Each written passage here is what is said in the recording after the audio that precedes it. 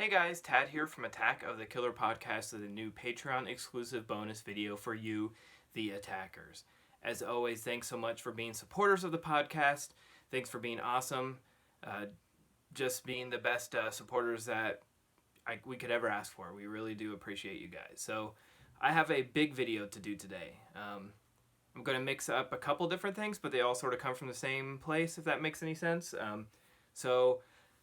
I just got back from vacation, our yearly trip to Universal Studios in Orlando, Florida for Halloween Horror Nights, the biggest Halloween event of the year in the U.S. And it's a whole lot of fun. And I picked up a few things there, and then they put out some great merch ahead of time that I went ahead and just ordered online because packing fragile things in your luggage is not very fun, but they had stuff I really wanted, so I ordered it ahead of time. It actually got here before I left, but I didn't have time to open it, so I'm going to open it and show you guys. So I guess I'll start with the smaller things that I think are cool. I got this really big box from Universal, and got these bad boys, and they do such a great job of packaging these so that they won't break. And I should have thought of it before. Like, you guys are probably so sick of watching me struggle to open shit. Should have got a sharp object, some kind of knife, because they do such a good job that it's hard to open. But you might remember the video from last year where I got some vintage retro style drinking glasses from Universal Studios. And it was like an anniversary thing. They did like Back to the Future, Jaws. I don't remember what else. But they also did some Horror Nights ones, Stranger Things. So this year they did more retro glasses. First one is a Child's Play glass. I'll show it in full detail. So got the good guy, got Chucky, got the bride version of Chucky. Or I guess, no, that's just standard. Over here is Tiffany and bride version, and then the Halloween Horror Nights logo, done in the retro style like you would get at a restaurant back in the day. Really cool. I love these glasses. They're very collectible. I'm not a huge Child's Play fan, to be honest, but I love this graphic right here. So cool. And had to pick that up. Got another one here that you guys might like. I think I figured out an easier way to get these out. Just tear right through the bottom.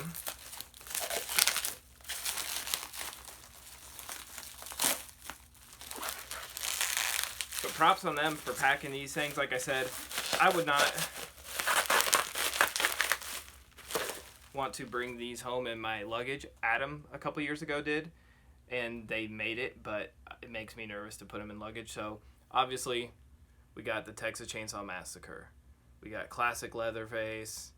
Got Sally up on the meat hook, Leatherface, the house, the eyes, the classic sunset, got Grandpa, and right back to it. So they had a Texas Chainsaw Massacre house this year, which was really cool. They had one like 4 or 5 years ago, and I thought the older one was better, but they're taking some COVID precautions this year, which I appreciate. I'm just happy to have an event. What I didn't mention about this is that there's no Chucky house, which is interesting because Chucky's on several of the shirts. He's on a lot of the merch. I'm not really sure why. Like, why didn't they make a house? It would be awesome to have a Child's Play or Chucky house. Not sure. I think I only have one more. They made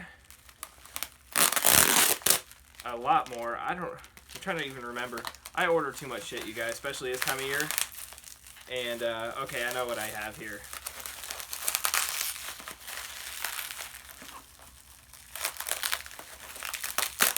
And the way they wrap this one, I'm not getting to the bottom. So like I said, props to them. I have lots of bubble wrap now. So, without further ado, I have Beetlejuice. So this was really cool. The artwork is really unique and different, where it's very stylized. I got the sandworm, Adam and Barbara. We got the Snake, Lydia, and Beetlejuice. So Beetlejuice is sort of like almost the main event this year. He was actually sort of the main event last year, and then COVID happened. They canceled the event, but they opened a few houses. They opened Beetlejuice on Halloween weekend. I didn't get to go through that one because we were there about a month before. But they also make an Icons glass, which is like the Halloween Horror Nights Icons. Didn't love the artwork on it, and I sort of think the Icons are lame, to be honest. And then they made a classic Universal Monsters one, and I know you're probably thinking, why the fuck didn't you buy the Universal Monsters one? And I didn't love the artwork on that either. For being retro glasses, the artwork wasn't really that cool, so I stuck with these three because they're like $12 a piece. I spent too much already. And then also in the box was something really cool. So this is a band called Midnight Syndicate. They're an instrumental horror, like synth type band, and they wrote and recorded a lot of music for the Halloween Horror Nights that they play throughout the parks during the event. The music of Halloween Horror Nights. So last year they released a vinyl record of this music, and it sold out in the parks like immediately, and they didn't put any online, and there was no event, and that was sort of shitty of them because people canceled their trips. Like, there was no way for them to actually literally get it unless you're in the park. So they re-released it this year. It has the music here, has a track list. Halloween Horror Nights has become the world's most anticipated haunt industry event, and Midnight Syndicate has been there from the beginning. So this is over the past several years. So really cool artwork. This guy is actually in one of the haunted houses this year. This character, he's in the Wicked Growth house. And then we have a bunch of characters. He's here again. We have all these guys. This is a Terror Queen, I believe. All these characters are actually from the event.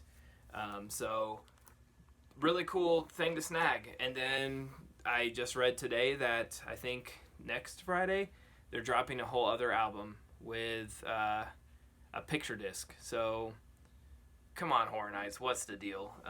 Stop doing this to us. Pretty pricey. These were $50, and it's, I believe, just one vinyl, but it's highly collectible, and they're going for a lot more on eBay. So I'm glad I snagged one. It got here in good shape despite their best efforts of packing it in a horrible way. They did great with the glasses, and they stuck this thing like diagonal across a box. And as you can see, this thing is exactly the height of the box. So it came a little bent. I put it under some books. It still has a little bit of an angle, as you can see there, because it's sitting, it got folded, and it's sitting, in plastic wrap. So that makes me nervous. I considered returning it, but they don't have any more to hook me back up. And then my final thing is what I actually got at the parks. They had tons of awesome t-shirts, and I usually like to buy a t-shirt from the event to commemorate that year.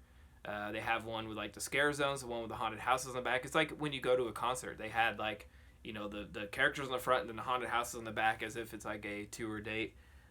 They had Chucky ones. They had tons of Beetlejuice, Leatherface, Haunting of Hill House. Just tons and tons of shirts.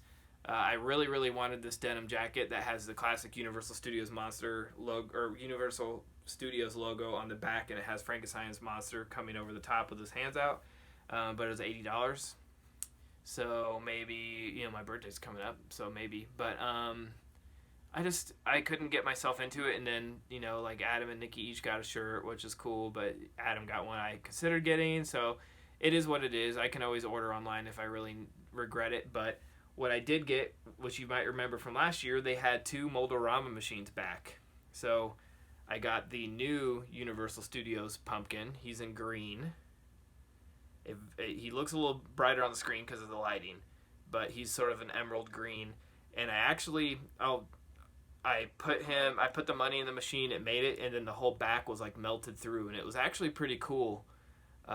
He's very unique. But the woman at the register felt bad and was like exchanged for this one, which I didn't make this one, but I watched mine get made, so whatever. And then this one, new Frankenstein monster head in like a silverish purple. It's a really weird color, but he's sort of cool. I love these things. I will eventually get a video together. I took some clips, and I actually took a video of one of these being made. I think it was the pumpkin.